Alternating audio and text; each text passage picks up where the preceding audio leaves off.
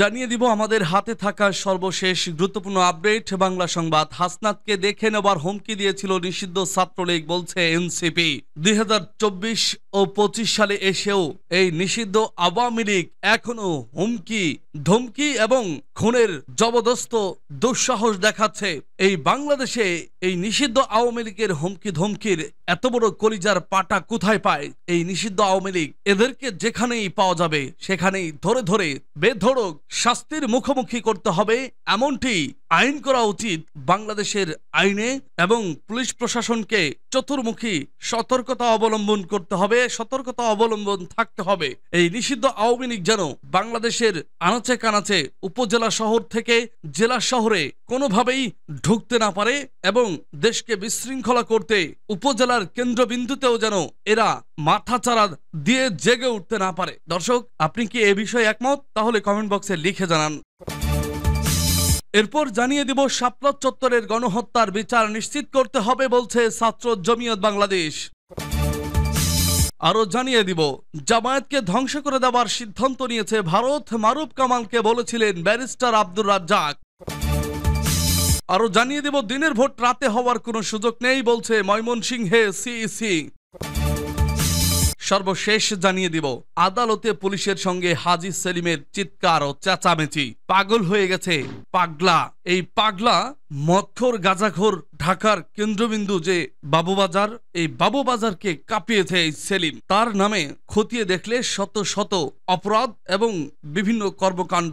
দর্শক, এমন লোকের আইনি প্রক্রিয়ায় দণ্ডের সাজা হোক আপনি কি চান? তাহলে কমেন্ট বক্সে কমেন্ট করে লিখে জানান। আর জানিয়ে দিন আপনি কোন জেলা থেকে বা কোথা থেকে আমাদের সংবাদটি শুনছেন এবং দেখছেন। অনুরোধ থাকবে আপনি যদি আমাদের এই চ্যানেলটিতে নতুন হয়ে থাকেন তাহলে অবশ্যই চ্যানেলটি সাবস্ক্রাইব করে পরবর্তী আপডেট সংবাদ পেতে চোখ রাখুন আজকের বাংলা খবরে।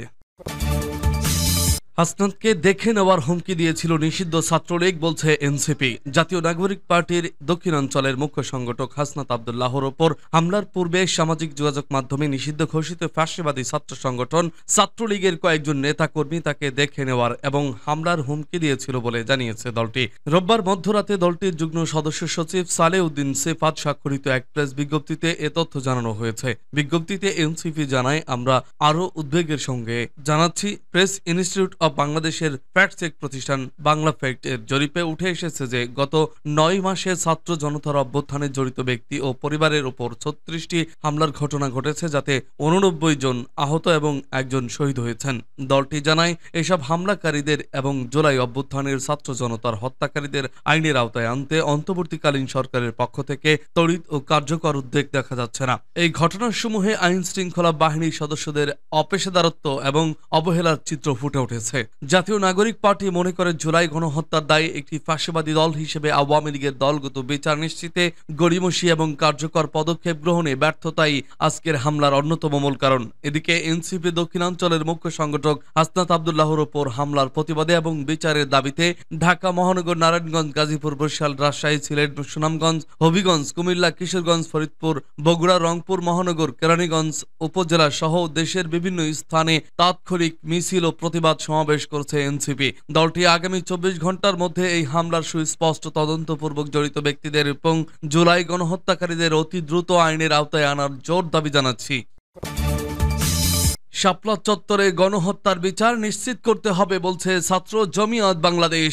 ঢাকার মতিঝিলে শাপলা চত্বরে গণহত্যার বিচার নিশ্চিত করার আহ্বান জানিয়েছে ছাত্র জমিয়ত বাংলাদেশ। সোমবার এক সংবাদ বিবৃতিতে এ আহ্বান জানিয়েছে ছাত্র জমিয়ত বাংলাদেশ। সংবাদ বিবৃতিতে সংগঠনের কেন্দ্রীয় সভাপতি রেদওয়ান মাঝহারি ও সাধারণ সম্পাদক কাউসার বলেন, 2013 সালে শাহবাগের গণজাগরণ মঞ্চ থেকে নাস্তিক্যবাদী শক্তির মাধ্যমে সর্বকালের শ্রেষ্ঠ মহামানব হযরত মুহাম্মদ সাল্লাল্লাহু আলাইহি সাল্লামকে নিয়ে কুরুচিপূর্ণ বক্তব্যের প্রতিবাদে এবং কটাক্ষকারীদের শাস্তি সহ 13 দফা দাবিতে হেফাজতে ইসলাম বাংলাদেশের আহ্বানে 2013 সালের 5ই মে মতিঝিল শাপলা চত্বরের সমাবেশে জড়ো হয়েছিল লাখ লাখ নবী প্রেমিক, তৌহিদ জনতা ও ধর্মপ্রাণ মুসলমানগণ। নেতারা বলেন, সারাদিন ঢাকা অবরোধ ও শাপলা চত্বরের সমাবেশ সহ বিভিন্ন কর্মসূচি পালন করে তারা রাতের বেলায় তাহাজ্জুদ নামাজ ও বিভিন্ন ইবাদতে মশগুল ছিল। কেউ ক্লান্ত শরীর নিয়ে ঘুমিয়ে পড়েছিল। হয়েছিল, কিন্তু তৎকালীন আওয়ামী স্বৈরশাসক শেখ হাসিনা ও তার মন্ত্রিসভার নির্দেশে ঘুমন্ত নিরীহ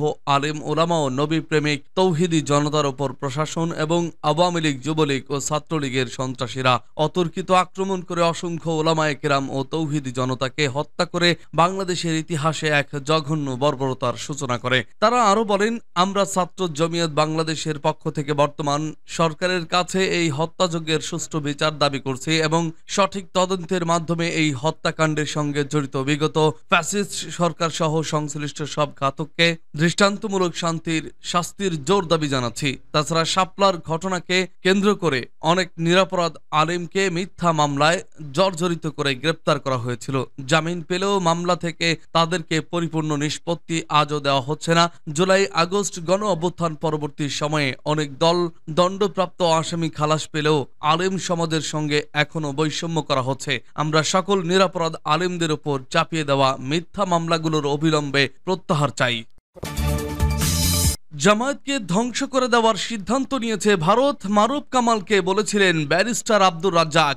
জামায়াতে ইসলামের সাবেক সহকারী সেক্রেটারি জেনারেল ও বাংলাদেশ সুপ্রিম কোর্টের সিনিয়র আইনজীবী ব্যারিস্টার আব্দুর রাজ্জাক মারা গেছেন। রোববার বিকাল 4:10 রাজধানীর একটি বেসরকারি হাসপাতালে চিকিৎসাধীন অবস্থায় শেষ নিঃশ্বাস ত্যাগ করেন তিনি। আব্দুর রাজ্জাক ক্যান্সার আক্রান্ত হয়ে দীর্ঘদিন ধরে চিকিৎসাধীন ছিলেন। প্রখ্যাত এই আইনজীবীর মৃত্যুতে শোক প্রকাশ করেছেন বিএনপির চেয়ারপারসন ও সাবেক প্রধানমন্ত্রী খালেদা জিয়ার সাবেক প্রেস সচিব মারুফ কামাল খান। রোববার রাতে ব্যারিস্টার আব্দুর রাজ্জাককে নিয়ে স্মৃতিচারণ করে সোশ্যাল মিডিয়ায় একটি স্ট্যাটাস দিয়েছেন মারুফ কামাল। সেখানে তিনি লেখেন, তার নাম অনেক আগে থেকেই শুনতাম, তবে তার সঙ্গে আমার পরিচয় হয় 2009 সালে। তখন আমি বেগম খালেদা জিয়ার সঙ্গে কাজ করি। গুলশানে ম্যাডাম জিয়ার রাজনৈতিক কার্যালয়ে আসতেন রাজ্জাক সাহেব। তিনি তখন জামায়াতে ইসলামীর আলোচিত নেতা ও উচ্চ আদালতের তুখোড় আইনজীবী হিসেবে মশহুর।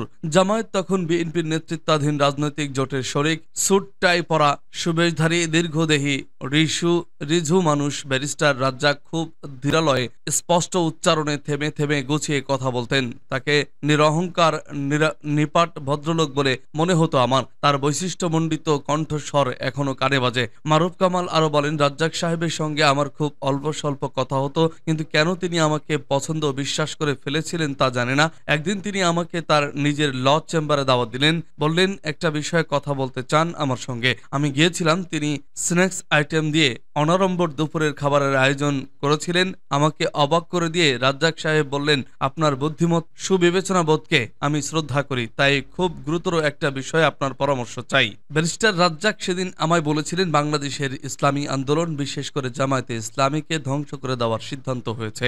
এটা আওয়ামী লীগ সরকারও নয়, মূলত ইন্ডিয়ান এজেন্ডা। আওয়ামী নেতৃত্ব ও সরকারের এর বাইরে যাবার উপায় নেই। এই এজেন্ডা বাস্তবায়নের জন্য শিগগিরই 1971 সালের মুক্তিযুদ্ধে বৈরী ভূমিকার দায়ে জামায়াতের উচ্চ পর্যায়ের নেতাদের অভিযুক্ত করে প্রাণদণ্ড দেওয়া হবে। নাৎসি জার্মানির কায়দায় জামায়াত নেতাদের জুডিশিয়াল কিলিং এর সব আয়োজন সম্পন্ন করা হয়েছে। আমি ব্যক্তিগতভাবে মুক্তিযুদ্ধে ভূমিকার ব্যাপারে জামায়াতের মূল্যায়নের সঙ্গে একমত নয়, তবে কেউ অবিচার ও অন্যায়ের শিকার হোক সেটাও সমর্থন করি না। সেদিন আমার বুদ্ধিতে কোলায় এমন কিছু পরামর্শ রাজ্জাক সাহেবকে দিয়ে এসেছিলাম। তিনি মনোযোগ দিয়ে শুনছিলেন এবং বলেছিলেন, জামায়াতের এগুলোই সবচেয়ে ভালো করণীয় বলে তিনি মনে করেন। ময়মনসিংহে সিইসি দিনের ভোট রাতে হওয়ার কোনো সুযোগ নেই। আসন্ন নির্বাচনে দিনের ভোট রাতে হওয়ার কোনো সুযোগ নেই বলে জানিয়েছেন প্রধান নির্বাচন commissioner CEC M Nasir Uddin. সোমবার সকাল 10টার দিকে ময়মনসিংহ সিটি কর্পোরেশন মিলনায়তনে ভোটার তালিকা হালনাগাদ ও ত্রয়োদশ জাতীয় সংসদ নির্বাচন উপলক্ষে ময়মনসিংহ অঞ্চলের নির্বাচন কর্মকর্তাদের সঙ্গে মত বিনিময় সভায় তিনি এসব কথা বলেন। সিইসি বলেন, সেদিন আর ফিরে আসবে বলে মনে হয় না। অন্তত যতদিন আমরা আছি, আমি যতদিন আছি, এই অপবাদ নিয়ে মরতে চাই না। 18 কোটি মানুষের দায় নিয়ে আমি মরতে চাই না। যা করব সহিনিয়তে, সঠিকভাবে আইন কানুন মেনে করব।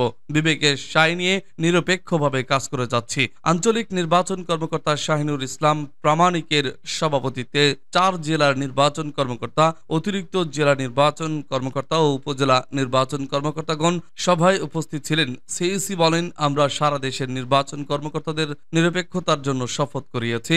রমজানের প্রথম দিনে তারা হাত তুলে শপথ করেছেন কারো দ্বারা প্রভাবিত হবেন না, সম্পূর্ণ নিরপেক্ষভাবে আইন কানুন মেনে তারা নির্বাচন পরিচালনা করবেন। অতীতে যা হয়েছে তার পুনরাবৃত্তি যেন না হয়, সেটাই আমাদের লক্ষ্য। আমাদের কর্মকর্তারা সেই লক্ষ্যই প্রতিজ্ঞাবদ্ধ। আমরা একটি নিরপেক্ষ, বিশ্বাসযোগ্য ও গ্রহণযোগ্য নির্বাচনের লক্ষ্যেই কাজ করে যাচ্ছি। আদালতে পুলিশের সঙ্গে হাজী সেলিমের চিৎকার চেঁচামেচি।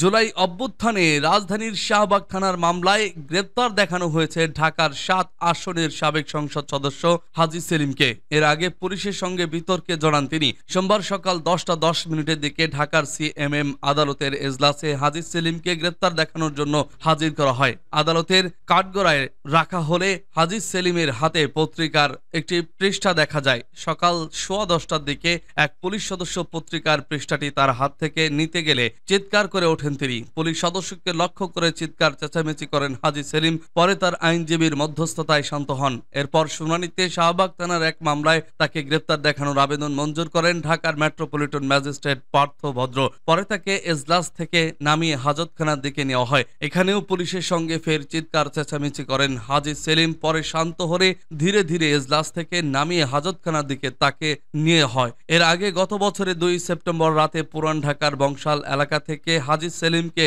গ্রেপ্তার করা হয়। পরে তাকে বিভিন্ন মামলায় রিমান্ডে নিয়ে জিজ্ঞাসাবাদ করেছে পুলিশ।